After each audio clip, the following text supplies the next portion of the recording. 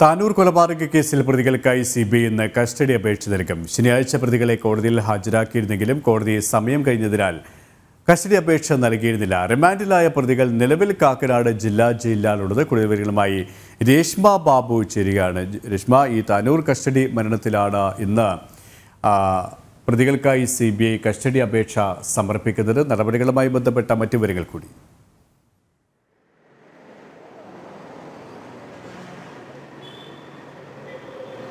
സുരേഷ്, ശനിയാഴ്ചയാണ് ഈ താമിർ ജിഫ്രി കൊലപാതക കേസിലെ പ്രതികളെ പോലീസ് സിബിഐ അറസ്റ്റ് ചെയ്തത്.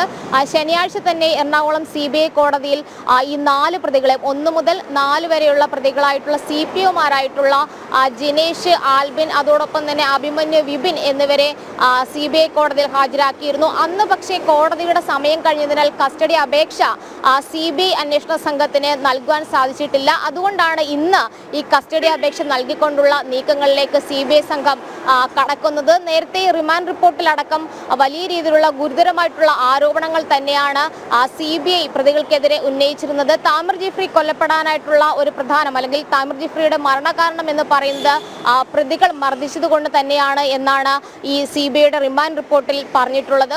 അതുകൊണ്ട് തന്നെ കൂടുതൽ ചോദ്യം ചെയ്യുന്നതിനായിട്ട് പ്രതികളെ കസ്റ്റഡിയിൽ വേണമെന്നുള്ള ആവശ്യം തന്നെയാണ് അപേക്ഷയിൽ സിബിഐ ഉന്നയിക്കുക. എന്തായാലും ഇന്ന് ഈ അപേക്ഷ സിബിഐ കോടതിയിൽ അന്വേഷണ സംഘം സമർപ്പിക്കും. കഴിഞ്ഞ ഓഗസ്റ്റ് 1-ാം തീയതിയാണ് താനൂരിലെ സ്റ്റേഷനിൽ താമിർ ജിഫ്രി തളർന്നു വീണത്. പോസ്റ്റ്മോർട്ടം റിപ്പോർട്ടിലടക്കം ഈ ശ്വാസകോശത്തിലുണ്ടായ അമിത രക്തസ്രാവവും അതോടൊപ്പം തന്നെ ശരീരത്തിലേറ്റ മുറിവുകളുമാണ് മരണകാരണമെന്ന് വ്യക്തമാവുകയും ചെയ്തിരുന്നു.